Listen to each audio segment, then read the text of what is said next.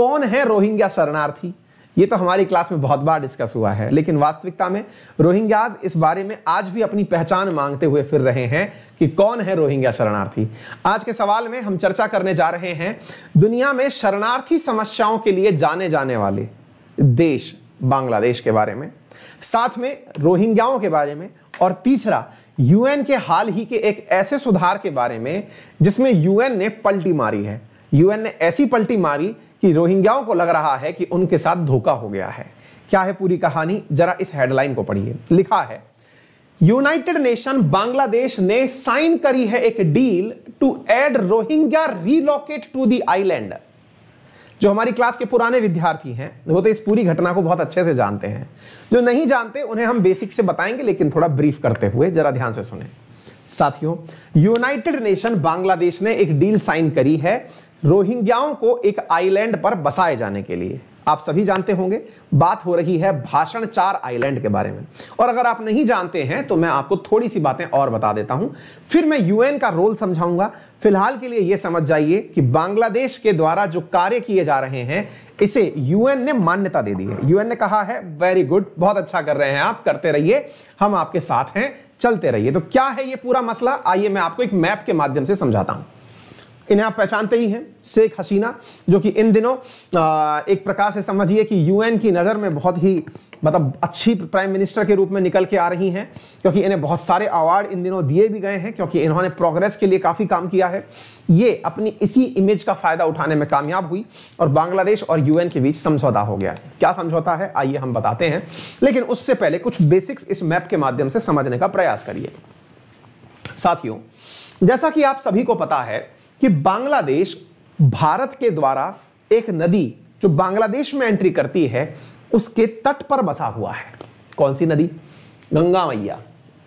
आपको याद होना चाहिए कि गंगा नदी जो भारत के अंदर उत्तर प्रदेश, बिहार, पश्चिम बंगाल यहां से बहते हुए बांग्लादेश में एंट्री करती है, वो बांग्लादेश के अंदर एंट्री करते समय इस प्रकार से विभिन्न भागों के अंदर बट जाती है। साथियों, भारत से निकली गंगा नदी जब बांग्लादेश में से होकर के आती है तो वो मेघना नदी के नाम से जानी जाती है। साथियों, ये जो मेघना नदी है असल में ओरिजिनली ये गंगा नदी ही है। कभी गंगा जाने का मौका मिला हो तो बहुत ही अच्छी बात है, नहीं मिला हो तो हमसे जान लीजिए कि गंगा हिमालय से आती है। बोले वाह, नहीं भी जाते थे तो भी पता थी ये बात। तो हिमालय पर बहुत ज्यादा मिट्टी है। बोले अच्छा, हमें लगा पहाड़ है तो पत्थर होंगे। नहीं, हिमालय पे बहुत ज्यादा मिट्टी है। कहते हैं कि तैथिस सागर के तलछट से, यानी कि तैथिस सागर की जो मिट्टी थी उससे हिमालय का निर्माण हुआ है। इसी का यही कारण है कि हिमालय पर बहुत ज्यादा लैंडस्लाइड होता है। यही कारण है कि जब गंगा आती है तो मैदानी इलाकों में बहुत सारी मिट्टी लेके आती है। यही कारण है कि गंगा के द्वारा लाई गई मिट्टी से ही उत्तर प्रदेश, बिहार, इन सब क्षेत्रों के मैदानों का निर्माण हुआ है। लेकिन क्या ये मिट्टी जो गंगा के द्वारा लाई जाती है, ये पूरी मिट्टी बिहार, उत्तर प्रदेश में रुक जाती है या आगे तक जाती है? भाई साहब, नदी के साथ साथ ये नदी के पानी में बहते हुए मिट्टी यहां से निकलते हुए बांग्लादेश से आते हुए समुद्र में गिरती है। समुद्र में गिरती है से मतलब हुआ बंगाल की खाड़ी में गिरती है। मजेदार बात पता है क्या है?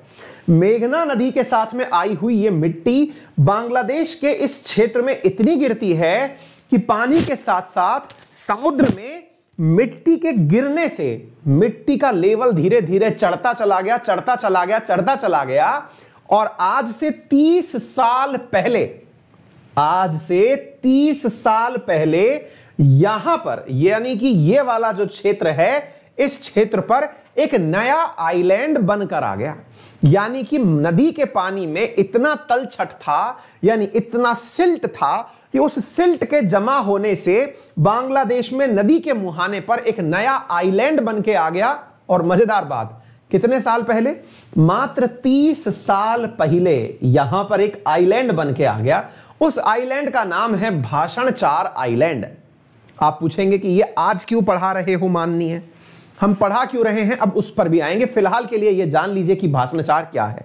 चलिए, तो ये बात समझिए कि पानी के बीच में आइलैंड है, मेघना नदी के द्वारा लाए गए मिट्टी से ये बनकर आया है। आगे बढ़ते हैं, अब थोड़ा सा इस तरफ का नजारा देखते हैं।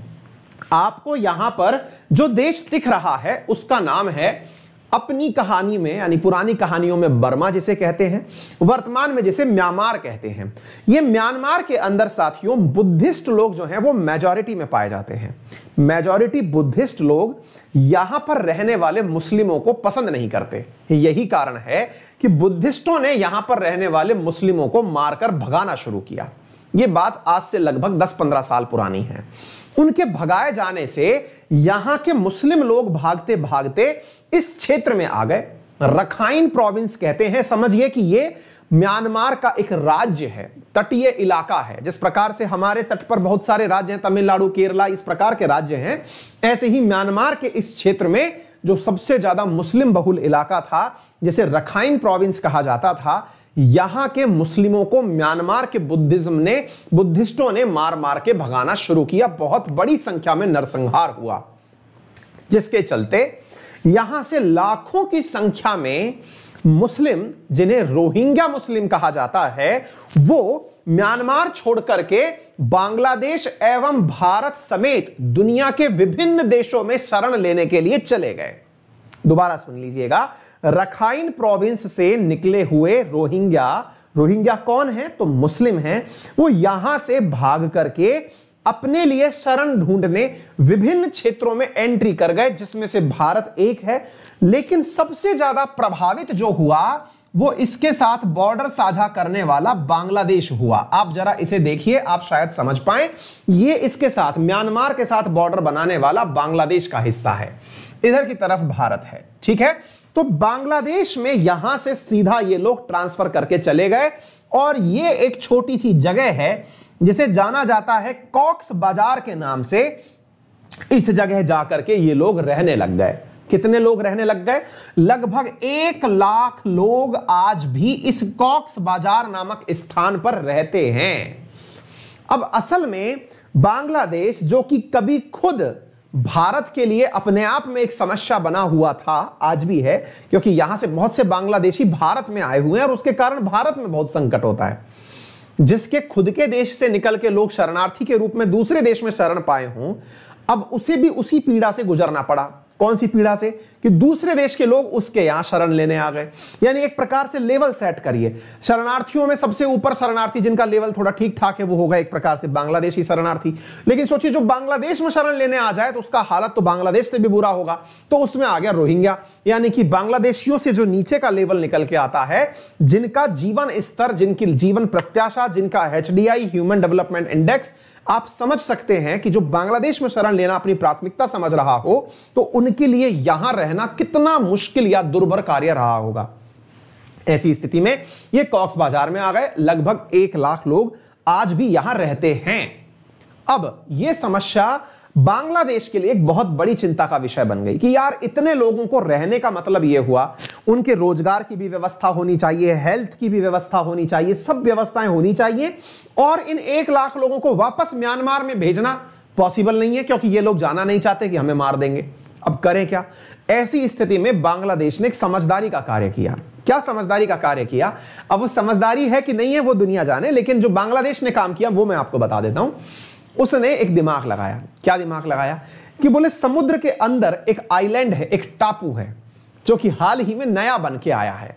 इसके साथ फायदा क्या था कि बांग्लादेश का कोई भी व्यक्ति उस टापू पर रहने के लिए तैयार नहीं था, उस आइलैंड पर रहने के लिए तैयार नहीं था। क्यों? बोले यार 30 साल पहले बन के जो टापू आया है, क्या पता कि वो कब तो बह जाए। भाई पानी की वजह से बन करके आया है, नदी का पानी गिरने से वो पानी में बन करके आया, तो पूरी की तरह मिट्टी से तो बना हुआ है, यानी उसमें कोई भी नेचुरल रिसोर्स नहीं हो सकता। दूसरी बड़ी बात कि 30 साल पुराना है तो तेल पानी वगैरह तो सब भूल ही जाओ, पत्थर भी उसके अंदर होने वाला नहीं है। समुद्र के भीतर बना हुआ है, तो समुद्र का तो ये मेन एरिया है जहां तूफान आते हैं। तो ये पूरी जगह ऐसी थी जो बैरन लैंड थी, और बांग्लादेश को भी पता था कि अगर इस हिस्से को अपनी समस्या के निपटान में दे दिया गया तो किसी भी प्रकार की कोई दिक्कत नहीं होगी।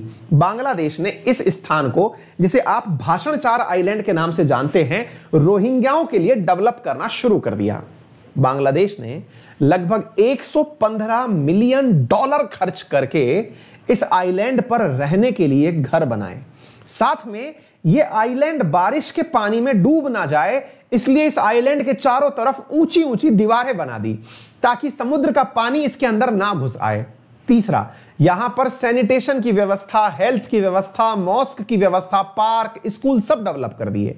और इन सबके डेवलपमेंट में जब यह कार्य शुरू हुआ तो सबसे पहली खेप में बांग्लादेश अपने यहां से इस भाषणचार आइलैंड पर, आप देख सकते हैं बने हुए ये जो घर दिख रहे हैं, इन घरों में ले जा करके लोगों को रखना शुरू कर दिया। लास्ट ईयर की बात है, यहां पर लगभग 19,000 रोहिंग्याओं को ले जा करके शिफ्ट किया गया था बांग्लादेश के द्वारा इस भाषणचार आइलैंड में। ये जो रेड कलर के आपको दिख रहे हैं, ये असल में घर हैं जिन घरों में जाकर के रोहिंग्याओं को रख दिया गया था भाषणचार। ये जो चारों तरफ बॉर्डर दिख रहा है, ये ऊंची ऊंची दीवार है ताकि समुद्र का पानी इसके अंदर ना आ जाए। ऐसा कार्य कर दिया गया। किसके द्वारा कर दिया गया? बांग्लादेश के द्वारा। इसका बहुत तगड़ा विरोध हुआ। विरोध क्यों हुआ?